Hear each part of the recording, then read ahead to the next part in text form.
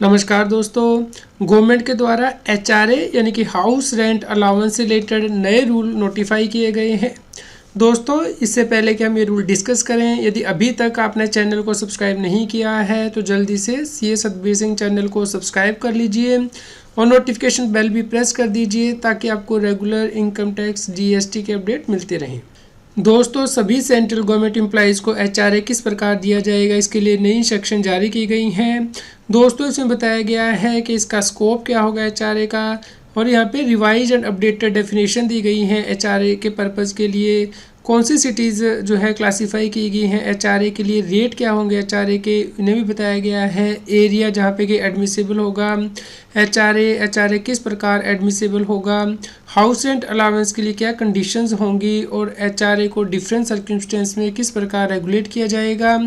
Certificate for grant of HRA बताया गया है। इसके अलावा जो अर्लियर ऑर्डर गवर्नमेंट ने पास किए थे एचआरए से रिलेटेड वो भी दिए गए हैं।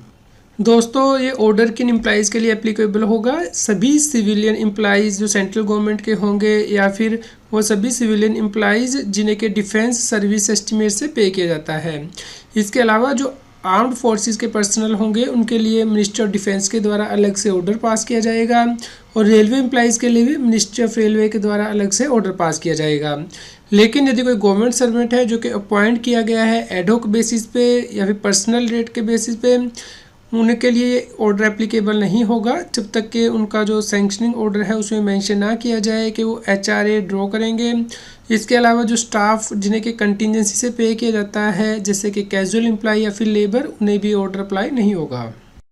दोस्तों, एचआरए के पर्पज़ के लिए सिटी का क्लासिफिकेशन कैसे है वो आप अपनी स्क्रीन पे देख सकते हैं। जैसे कि एक्स वो सिटी होंगी जहाँ पे कि पॉपुलेशन 50 लाख और उससे ज़्यादा है, तो एचआरए के rate as per 7th CPC 24% होंगे। वाई सिटीज़ के लिए जहाँ पे कि 5 लाख से लेके 50 लाख तक की पॉपुलेशन है वहाँ पे 16% एचआरए रेट, और जेड वो सिटी जहाँ पे कि 5 लाख से कम पॉपुलेशन है वहाँ पे 8% एचआरए के रेट। और ये रेट जो है वो रिवाइज़ किए जाएंगे 27%, 18% एंड 9% XYZ सिटीज़ के लिए, यदि डीए जो है वो 25% से ज़्यादा हो जाता है।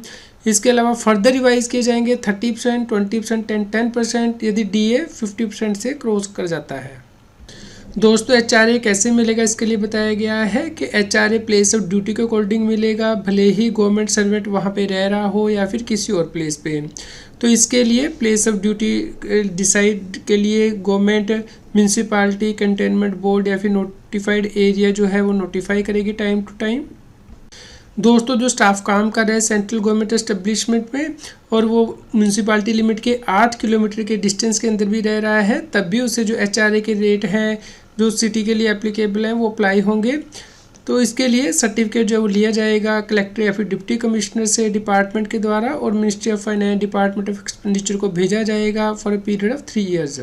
दोस्तों, सर्टिफिकेट का फॉर्मेट है जो कि ऑफिशियल लेटर हेड पे इशू करना होगा, यानी कि यदि 8 किलोमीटर के अंदर जो है कोई एरिया फॉल करता है तो उस केस में सर्टिफिकेट दिया जाएगा डिस्ट्रिक्ट कलेक्टर या डिप्टी कमिश्नर के द्वारा, जिसकी की जुरिडिक्शन होगी उस प्लेस के ऊपर। दोस्तों, जो एचआरए है पहले फर्स्ट 3 ईयर के लिए सैंक्शन किया जाएगा, उसके बाद इसकी एक्सटेंशन भी की जा सकती है यदि एडमिनिस्ट्रेटिव मिनिस्ट्री या डिपार्टमेंट इसे अलाउ करते हैं फाइनेंशियल एडवाइजर से कंसल्ट करने के बाद। दोस्तों, जो एचआरए का बेनिफिट है उन एम्प्लॉइज़ को भी एक्सटेंड किया जाएगा जो कि किसी पंचायत टाउन में रह रहे हैं लेकिन एसेंशियल सप्लाईज़ के लिए उस सिटी पर डिपेंड करते हैं जो कि विदिन 8 किलोमीटर आती है म्यूनसिपालिटी के, या फिर जो क्वालिफाइड सिटी है, और इसके लिए जो डिपेंडेंसी सर्टिफिकेट है वो इशू किया जा सकता है कलेक्टर के द्वारा। दोस्तों, एचआरए के लिए क्या कंडीशंस है इन्हें भी बताया गया है कि एचआरए उनको नहीं दिया जाएगा जो कि ऑक्यूपाई करते हैं जनरल पूल के रेजिडेंशियल अकोमोडेशन जो कि गवर्नमेंट के द्वारा प्रोवाइड की जाती हैं। यदि गवर्नमेंट क्वार्टर अवेलेबल है स्टाफ के लिए तो उस केस में जो मिनिस्ट्री डिपार्टमेंट के द्वारा रूल बनाए गए हैं उसके अकॉर्डिंग अकोमोडेशन दी जाएगी।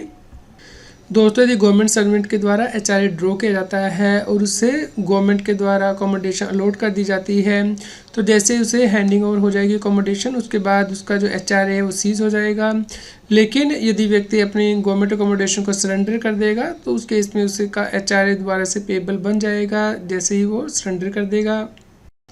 यदि किसी गवर्नमेंट सर्वेंट को डिबार किया गया है गवर्नमेंट अकोमोडेशन की अलॉटमेंट से तो उस केस में उसका एचआरए एलिजिबल होगा इस डिबारमेंट के पीरियड के दौरान। यदि female government servant western house hostel में रह रही हैं या वर्किंग गर्ल्स हॉस्टल दिल्ली में या किसी और गवर्नमेंट रन हॉस्टल्स में, उन्हें एचआरए नहीं मिलेगा।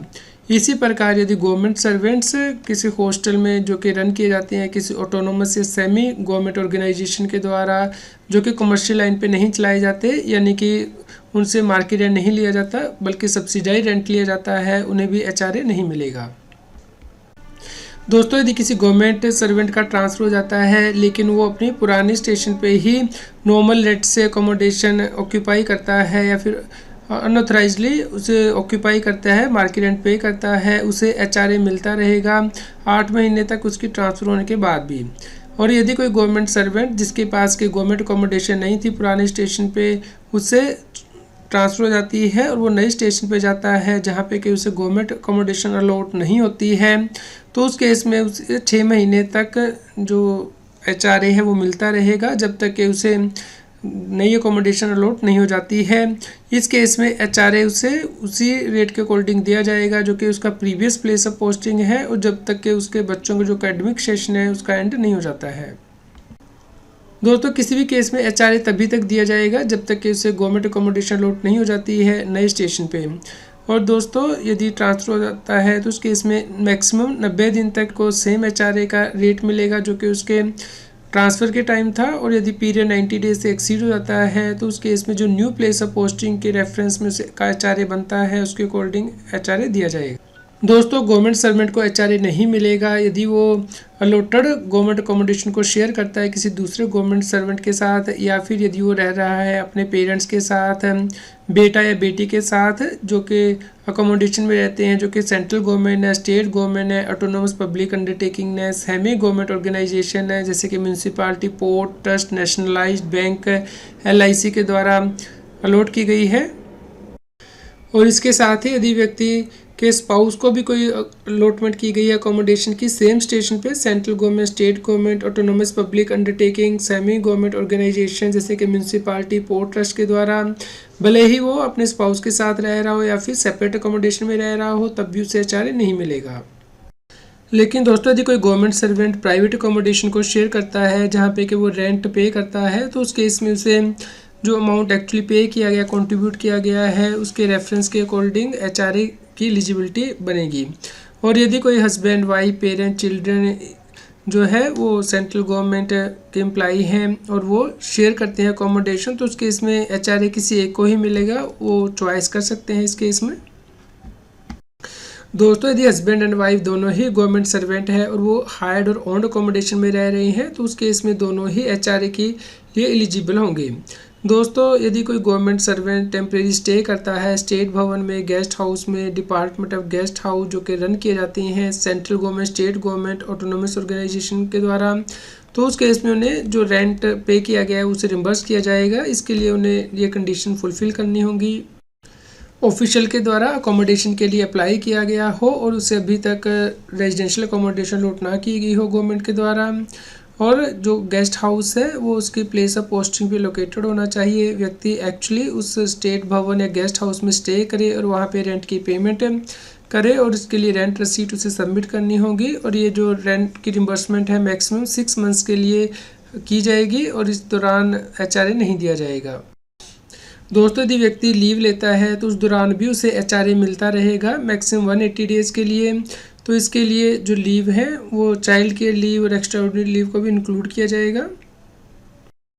दोस्तों, यदि गवर्नमेंट सर्वेंट को लीव ग्रांट की गई है मेडिकल सर्टिफिकेट के बेस पे और 180 डेज से ज़्यादा हो जाती है और अल्टीमेटली उसे रिटायर कर दिया जाता है गवर्नमेंट सर्विस से इनवैलिडिटी के ग्राउंड पे, तो उस केस में जो एचआरए उसे मिला है उसे रिकवर नहीं किया जाएगा क्योंकि ये entire leave preparatory to retirement हो जाती है। इसके अलावा यदि व्यक्ति ने लीव ली थी मेडिकल ग्राउंड के बेस पे और उसके बाद वो ड्यूटी ज्वाइन नहीं करता है क्योंकि उसकी डेथ हो जाती है या इनवैलिडेशन की वजह से, तो भी एचआरए रिकवर नहीं किया जाएगा। लेकिन यदि गवर्नमेंट सर्वेंट को लीव सैंक्शन की गई थी मेडिकल ग्राउंड के बेस पे अदरवाइज और वो ड्यूटी ज्वाइन नहीं करता है बल्कि रिज़ाइन कर देता है, तो उस केस में जो लीव के दौरान उसे एचआरए मिला है उसकी रिकवरी की जाएगी, इससे पहले कि उसका रेजिग्नेशन एक्सेप्ट किया जाए। दोस्तों यदि 180 डेज से ज़्यादा की कोई व्यक्ति लीव लेता है तो उस केस में उसे HRA दिया जाता है अदर देन मेडिकल ग्राउंड। तो उस केस में उससे सर्टिफिकेट लिया जाएगा जो कि एनेक्सर 3 में उपलब्ध है। दोस्तों यदि 180 डेज से ज़्यादा के लिए HRA देना है तो मैक्सिमम 8 मंथ्स के लिए HRA दिया जा सकता है।